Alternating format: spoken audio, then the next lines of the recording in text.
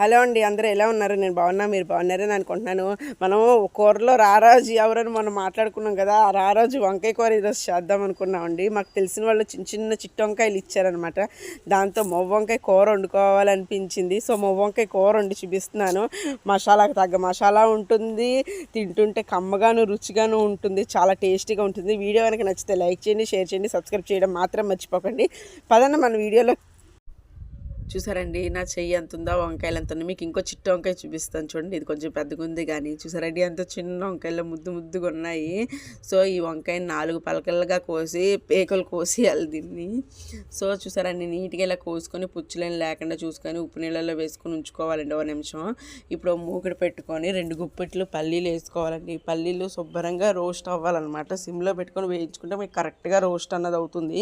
హైలో పెట్టుకుంటే స్కిన్ మాడిపోద్ది, లోపల వేగదనమాట, పచ్చి పచ్చి ఉండిపోద్ది. అలా కాకుండా నీట్గా వేయించుకోవాలండి.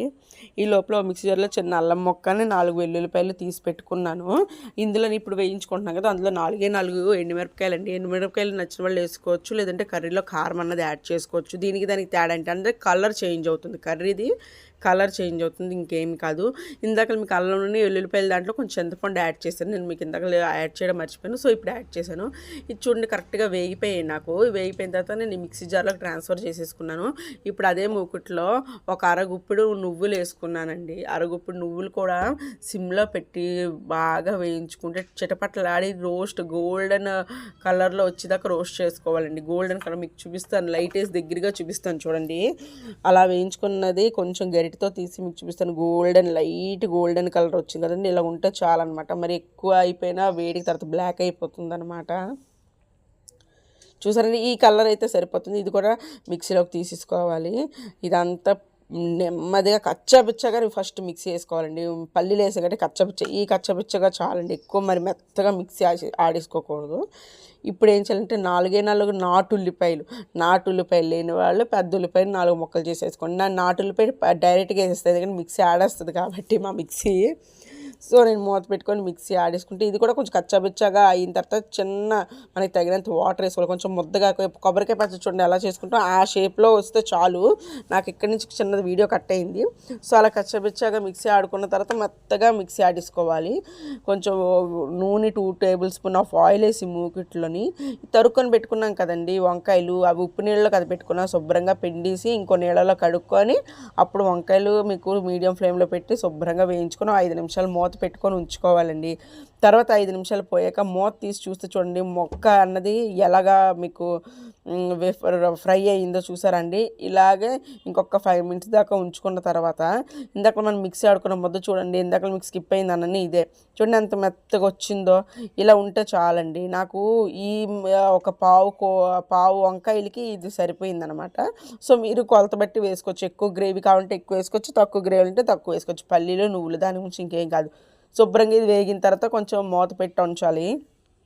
5 మినిట్స్ మూత పోయాక తీస్తే చూసారండి కలర్ ఇప్పుడే మీకు కలర్ మారుతుంది. మీరు కారం వేసుకుంటే నేను కారం తక్కువ వేసుకుంటాను. ఫస్ట్గా వేయాల్సింది మీకు సాల్ట్ వేస్తానండి. నేను మసాలా దినుసులన్నీ ఎప్పుడు పక్కనే పెట్టుకుంటాను, మీకు చాలా వీడియోలు చెప్పాను. సాల్ట్ వేసుకున్న తర్వాత కారం వేసుకుంటాను. ఇందాక ఎండుమిరపకాయలు నేను వేసుకున్నాను కదా, అందుకే కొంచెమే కారం యాడ్ చేసుకుంటున్నాను. నచ్చిన వాళ్ళు ఎక్కువ కారం యాడ్ చేసుకోవచ్చు, ఎండుమిరపకాయలు స్కిప్ చేసుకొని. తర్వాత పసుపు, జీలకర్ర, మీరు ఏంటంటారు దాన్ని, ధనియాల పొడి, సారీ ధనియాలు 2 టేబుల్ స్పూన్ యాడ్ చేసుకున్నానండి. సారీ అండి, పొరపాటున ఒక్కసారిగా స్ట్రైక్ అవ్వలేదు. ధనియాలు 2 టేబుల్ స్పూన్లు అండి. కారము, సాల్ట్, ధనియాలు 2 స్పూన్లు, జీలకర్ర, పసుపు అండి. ఇవి మొత్తంగా మిక్సీలాగా మొత్తం కలిపేసుకోవాలన్నమాట. కలిపేసుకున్న తర్వాత ఇందాక మనం మిక్సీ వేసుకున్నప్పుడు చూసారు వాటర్ ఉన్నది, ఆ వాటర్ కూడా ఇందులో కొంచెం వేసేసుకోవాలండి.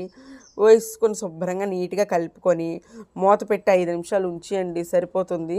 తర్వాత కూర ఎలాగొచ్చిందో చూద్దాం. ఈ లోపల చిన్నది చెప్పాలనుకుంటున్నాను మీకు.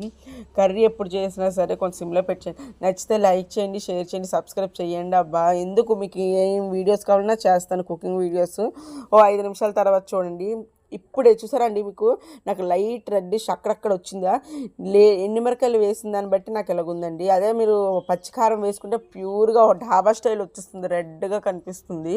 సో మేము అలా నేను మా పిల్లలు అది తినరు అనమాట అంత కారంగా కనిపిస్తేని.